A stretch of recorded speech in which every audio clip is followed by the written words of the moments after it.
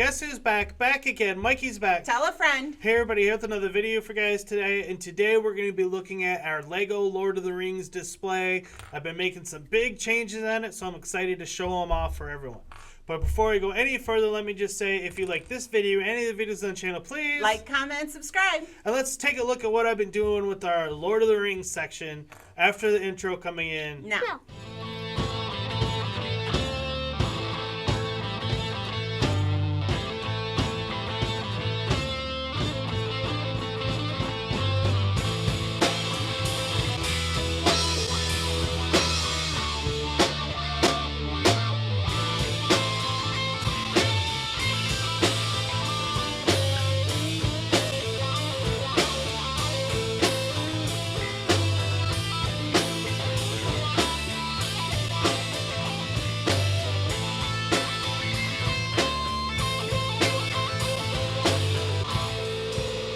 Began with the forging of the great rings, or another ring was made. In a land of Mordor, Dark Lord Sauron forged in secret a master ring, one ring to rule them all. Let's take a look at our Lord of the Rings Lego display. And full disclosure, it is very much under progress right now as we get a look at our Mordor, is what we're calling it. Even though the Tower of Orthanc doesn't go in Mordor, it goes in Isengard, that's what we're calling it. And then this is an old 90s Egyptian Lego Adventure set.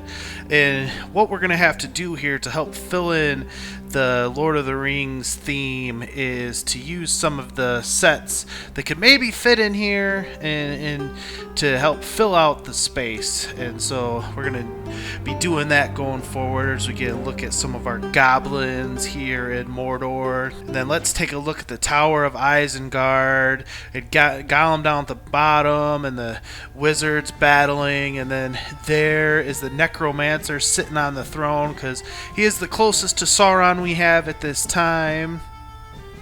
And as we make our way up, and there is Grima. He's a very valuable minifigure, Grima Wormtongue is, and you can see the pictures of the different wizards, including the blue wizards. I might have to make some blue wizards for our Lord of the Rings display going forward.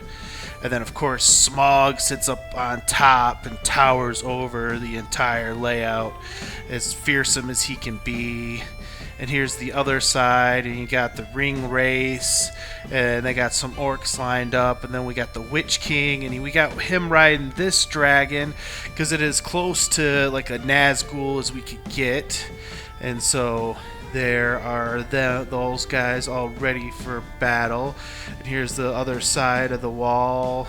And this is two Black Gate sets, and it's actually the Goblin King battle, and there's Saruman looking out over all of his evil doings, and another look at Smaug. And then you got these orcs, and they're coming out for battle, and the mouth of Sauron. And then got Gandalf the White and Gimli and Legolas and Aragorn the King and Treebeard. They're what's gonna fight all this, evil stuff going on here as of right now. And here's more of the orcs marching out.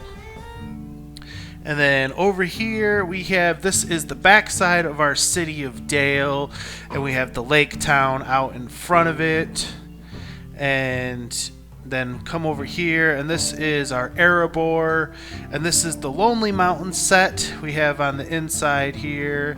And get a look at these minifigures here, and then move on over to Helm's Deep, and this is like the throne room in Helm's Deep. And that's we have Galadriel and Elrond and King Theandril, not Theoden, sorry. And here is our Helm's Deep, and we got big plans for Helm's Deep coming in the very near future. Super excited about that. We'll be doubling it up and making it a proper Helm's Deep to be here in our Lord of the Rings section. And then this empty space hopefully will be filled in with some nice direct-to-consumer set in the near future. And then over here in the Shire, which the Shire is very much under construction as well, we have a complete set of all the dwarves and everything.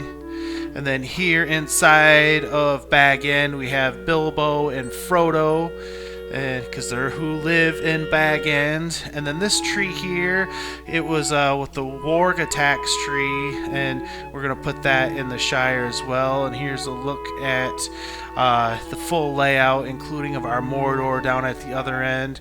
And it was important for me to put the Shire as far away from Mordor as possible, because that's the way the adventure is supposed to be.